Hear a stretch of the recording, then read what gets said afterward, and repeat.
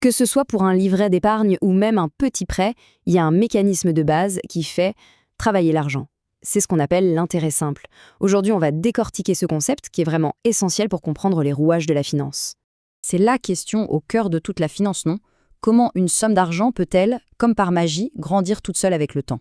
Eh bien la réponse, on va le voir, se trouve dans ce fameux principe de l'intérêt. Allez, on plonge dedans. L'intérêt simple, c'est vraiment la méthode la plus directe, la plus basique pour calculer ce que rapporte une somme d'argent. C'est un calcul clair, net et sans aucune surprise. Alors, ce qu'il faut retenir, c'est que tout repose sur 3 éléments. Le capital de départ, le taux d'intérêt et la durée. Ces 3-là, ce sont les piliers du calcul. Si l'un d'eux change, eh bien le résultat change de manière complètement proportionnelle. C'est cette simplicité qui en fait un outil de base super puissant. Bon, maintenant qu'on a les ingrédients, il est temps de voir la recette. On va découvrir comment ces 3 piliers s'assemblent dans une formule mathématique. Vous allez voir, elle est toute simple. Le capital, qu'on note C, c'est ni plus ni moins que le point de départ. C'est la somme qu'on place, qu'on prête ou qu'on emprunte. Logique, sans capital, pas d'intérêt. Ensuite, le taux, noté T.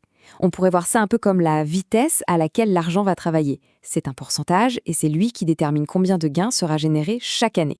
Et enfin, la durée, qu'on note N. C'est tout simplement le facteur temps. L'intérêt dépend évidemment de combien de temps l'argent est placé. Plus la durée est longue, plus les intérêts grimpent. C'est logique. Et voilà, la fameuse formule magique.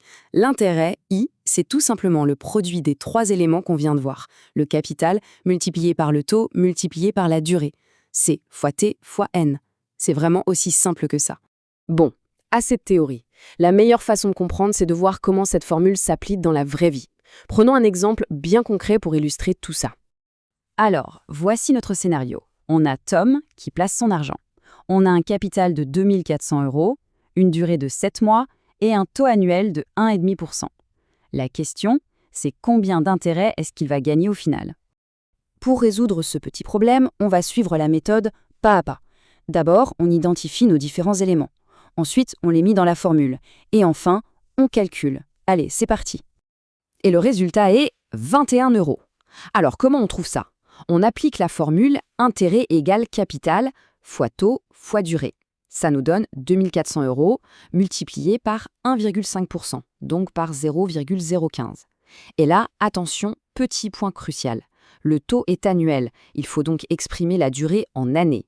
7 mois, c'est 7 sur 12 d'une année. Le calcul final, c'est donc 2400 fois 0,015 fois 7, le tout divisé par 12. Et on obtient bien 21 €. Ok, donc calculer les intérêts, c'est une chose. Mais souvent, ce qu'on veut vraiment savoir, c'est combien on aura au total sur le compte à la fin. Et pour ça, on passe à la notion de valeur acquise.